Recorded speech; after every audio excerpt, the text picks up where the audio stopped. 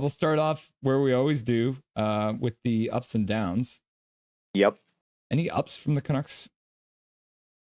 I mean, I didn't hate the period. Yeah, we're down 1-0 right now, and Brandstrom didn't have the greatest period. But realistically, given the defense that we're icing, and the shakeup in the forward lines, um, pretty good period overall. Joshua's looking good. He's starting to play on instinct again. Had some real good plays late there that almost led to a goal. There was a good kill in the shift right after, led to some momentum. Sasson showing some speed, negating an icing early. But we have to get shots through. The block shots are killing us. It kills momentum. We're setting up, and then the D-man's getting blocked, and it's going the other way. Luckily, we're lucky that Buffalo is not having a great start to the game.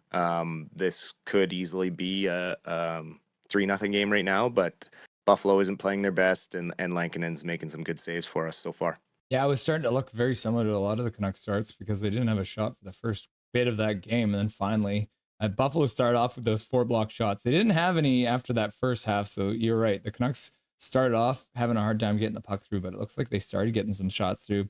Ended up getting 6 shots in the period. So still not a great total for an NHL team, but considering Buffalo only got 8, we'll maybe call it a push on that. Any obvious downs that you saw out there for the boys? You know what? No obvious downs. Unfortunate moment on the goal there with DeBrusque falling down because that allowed Byram to drive the net unchecked. Hronek had another guy there that he was shoulder to shoulder with. And so when that happened, it was just a breakdown that was unfortunate, and Buffalo capitalized. And Byram, I mean, tipping that thing out of the air, that's just a good goal. So overall, I'm actually pretty happy with the way the Canucks played because there wasn't really any high danger chances other than the goal. I mean, I think some of the people like Jacob Cozy, who likes to point out some of the harder things the Canucks have to deal with sometimes, was worried about the D pairs. But, well, I mean, even Tyler Myers and Hughes didn't look bad together. Like Juleson looks solid out there. And we talked about that before. He hadn't played a lot. He got thrown into it. He looked really rough in his first couple games. But since his 3rd game in, he's been looking like a really solid addition to this defense. Well, and the thing is, we have talked about, before Hronek got hurt, it was all over that maybe it was time to split them up and split up Susie and Myers and shake up the D. And you know what it forces the defense to do is to communicate. When you're not used to playing with somebody, you have to talk out there or you're doomed. And we've saw that all through the first period so far is the communication with the defense has been way up. And they're covering for each other really well, reversing the play. Even Susie, it's looking good so far. And if we can keep this up, the right side depth hurts right now, but it's so far so good. I think we don't need to panic, but also I don't want to get too comfortable with it. And we'll obviously get into it when we talk about the Hronek injury. Right. And we did see Mark Friedman did get the call up, and it was good to see he is back from that horrific injury he took on October 30th. Big hit, went to the hospital, all that kind of stuff. But he has been back. He played a couple games down in the A on a line with DPD. So that actually might be a part of the reason. We'll get to the Abbey Canucks, but they are on a 4-game win streak. So that's good to see. Yes. And then I'll give an up. We'll go back to it. We'll give Susie an up because even just for a 1 period sample size, it looks like he's kind of simplified what he's trying to do out there. And so I think we've been really hard on Susie. And so to see him have a solid period, I think we'll give him an up as well. For sure. Yeah. So then let's get into it because Hronek is injured. Looks like it's probably a right shoulder, which I think is something he's dealt with a couple times. Was that the reason he was out when the Canucks first traded for him? Was it 2 seasons ago at the very end of the season? Yeah, it was a shoulder, and I can't remember if it was a right or a left, but he has dealt with a shoulder problem before. Yeah. So Hronek's out. People are playing more minutes. Tyler Myers on your top pair. And really, if you look at the D pairs right now, the only pair that we had out of the 3 that have played any minutes together, any substantial minutes, was Hronek and Brandstrom together. Do you feel like the right side was looking okay so far through the game without Hronek in the lineup? I mean, so far, yes. We have D depth, and it's not like we have horrible defensemen on our team. It's just Hronek is going to be a huge loss for the Canucks if it's long term.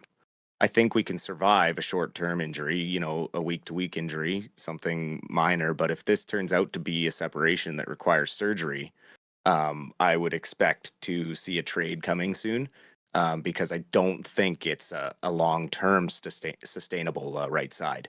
Right.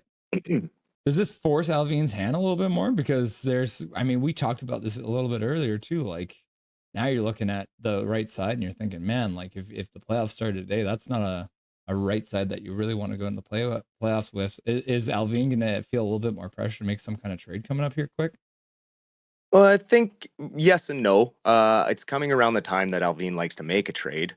It's been year after year, right around December, mid-December, he starts pulling that trigger and shaking things up. And depending on the length of the injury, it will force his hand as to what type of trade he needs to make. This could be one of those moments where it's the Canucks' year to take advantage of that cap circumvention where you can put a guy on long-term IR, you get that cap hit back, can go after a big fish, and then maybe Hronek's back for the playoffs. And suddenly you have a very stacked defense going into a cup run with a healthy Hronek. I mean, the 2011 team tells us that you need as many Ds as you can get, because I think by the time they ended up going, didn't the Canucks in the 2011 run end up using like 12 different defensemen or something like it was wild. Well, yeah, I mean, it didn't help with Hamhuis getting hurt and Rome getting suspended and all the other factors there. So yeah, the more the merrier, I'd say, especially going into the playoffs. Definitely.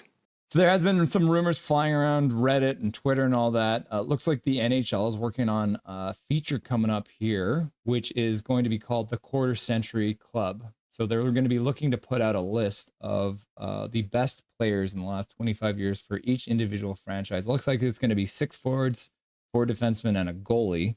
So I thought today it would be fun for us to kind of chat about, if we were going to put that list together, what would that look like? So I thought I would let you go first here to see what your lineup looks like. Yeah. So I mean, if we were doing, say, functional lines, I think a first line, you got to go with Daniel and Henrik, obviously, and then I would love, and we're talking prime players, right? So in their high prime, I would love to see Besser playing on their wing with a right-handed shot. Right. And then on D, obviously you got Hughes, and I would want Edler playing with Hughes in both their prime, and then our goalie would be Luongo. Right. And then for a second line, I would take probably Petey, Miller, and Naslund. Petey down the middle, Miller and Naslund on the wings, and then on D, I would take Ed Jovanovski. And I got to go with my boy, Kevin Bieksa. Yeah. Yeah, I can see where you're coming from with all that. So actually, my first line comes in the exact same as yours. I had Brock Besser playing on the wing with Henrik and Daniel, because I think that would be, especially and we're talking prime Brock Besser. We might be seeing prime Brock Besser right now, and he's so defensively responsible these days too. Really a gritty player who would fit really well with those Sedins.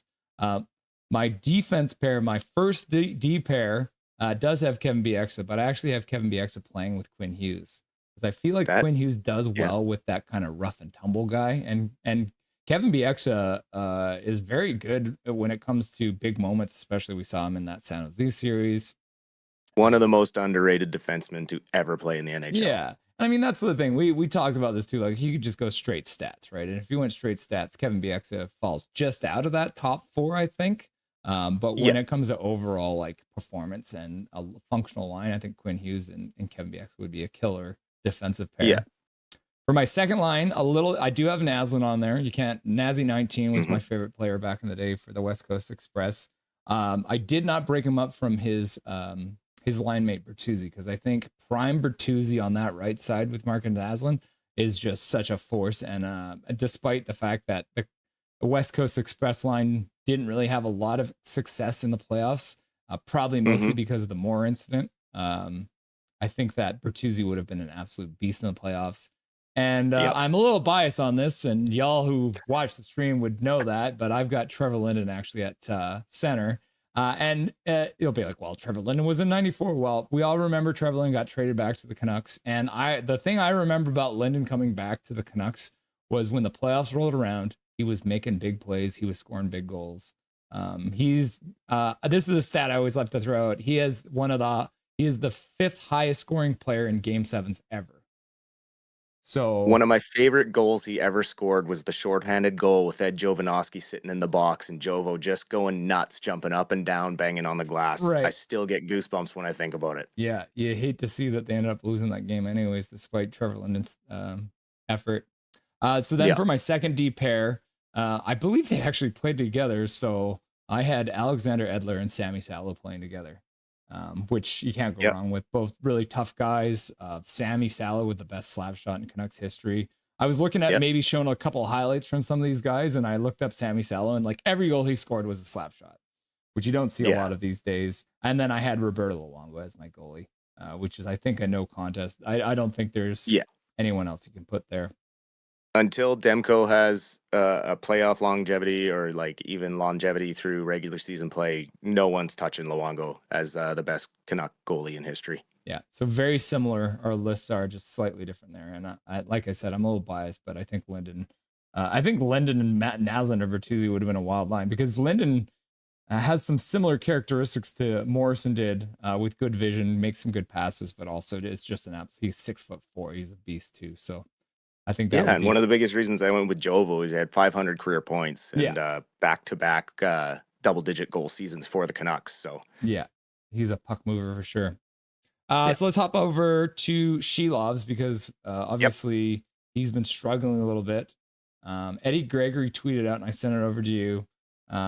In games that he's played, he led in the third shot, the fifth shot, the first shot, the fifth shot, the third shot, the first shot, the first shot in the 8 games that he's played. 7 games that he's played. So that's 3 times we've been scored on the first shot, which he's pulling a Miller there. And then the first shot has the first goal has gone in by the 5th shot every single game. Not good. What's going on? Is it just a situation where he's still a young guy and needs to marinate a little bit more, or is there something else going on with Silovs? We talked early in the season about potential side effects of the Ian Clark goalie coach move. Silovs struggled last year to show growth under Marco Terranius, who worked with the Abbey Canucks last year and then got bumped up to the big club when Clark moved. Terranius' claim to fame is he was a former goalie coach of Igor Shesterkin. And well, unfortunately, you can't teach goalies how to be Shesterkin. He doesn't seem to focus on Silovs' inconsistencies. So far this season, the last couple of games, he's still struggling to track pucks in traffic, and he's over kicking and he's over committing on side to side plays, and he leaves that back door open.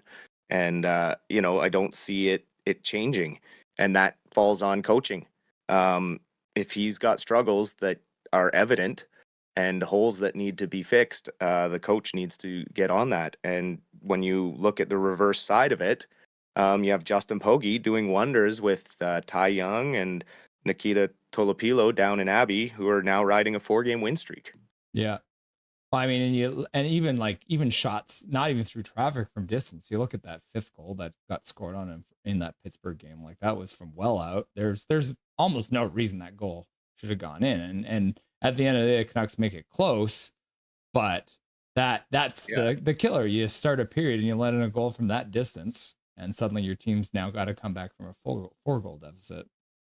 Exactly. And he didn't start to show signs of improvement until he got up to the big club and worked directly with Ian Clark. And then he took off.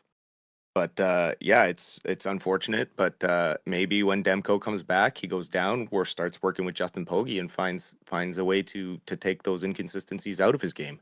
Have I asked you what your prediction is for when Demko gets back yet? What do you mean?